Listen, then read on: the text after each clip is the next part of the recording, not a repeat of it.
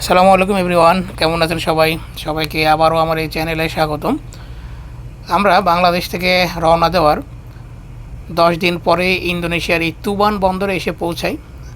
আমরা ইন্দোনেশিয়া এসে প্রথমে এই বন্দর থেকে আরও অনেক দূরে একটা আউটার অ্যাঙ্করেজে আমরা অ্যাঙ্কর করেছিলাম, কারণ আমরা এখন যেখানে আসি এই বন্দরে এই জায়গাতে একটা জাহাজ ছিল, সেই জাহাজে লোডিং কমপ্লিট হবার পরেই আমরা এখানে ভেতরে ঢুকছি।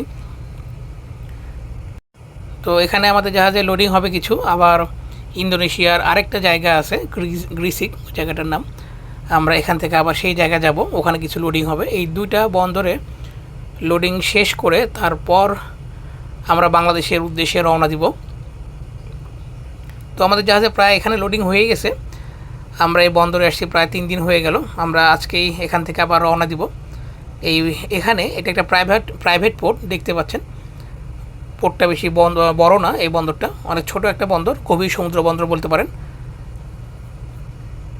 আমাদের পেছনে ছিল ছোট্ট একটা লাইটার জাহাজ, এটা একটা লাইটার শিপ বলতে পারেন। এটা অল্প কিছু কার্গো নিয়ে ইন্দোনেশিয়ার ভিতরেই এখান থেকে ওখানে যায়, এরা দেশের বাইরে যেতে পারে না। খুবই ছোট্ট একটা শিপ। আমি এখন আমাদের জাহাজের অনেক উপরে আছি, জাহাজের ব্রিজ যেটাকে আমরা বলি, মাংকি আইল্যান্ডের পাশে আমি দাঁড়িয়ে আছি। এটা আমাদের জাহাজ, এটাই টপ ফ্লোর বলতে পারেন। তো এখানে এসে ভিডিওটা করলাম।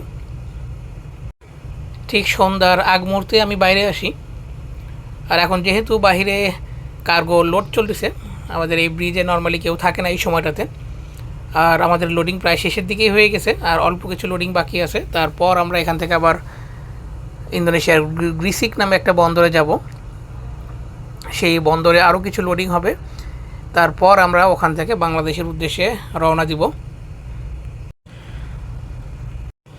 আমাদের পেছনে শহর দেখতেই পাচ্ছেন।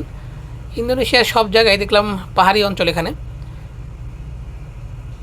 দেখতে ভালোই লাগে। এদের শহরে ঘুরে বেড়াতে অনেক ভালো লাগে। এদিকে প্রচুর পাহাড়, এই দেশে ন্যাচারাল অনেক সম্পদ ইন্দোনেশিয়াতে। আমার এই চ্যানেলটা ভালো লাগলে সাবস্ক্রাইব করে রাখুন। বিভিন্ন দেশের প্রাকৃতিক সৌন্দর্য এবং জাহাজ এবং সমুদ্র সম্পর্কিত অনেক জানা অজানা তথ্য এবং ভিডিও চিত্র প্রকাশ করে থাকি। আপনাদের যদি কোনো কিছু জানার থাকে কমেন্টে বলতে পারেন। সবাই ভালো থাকবেন। আল্লাহ হাফেজ।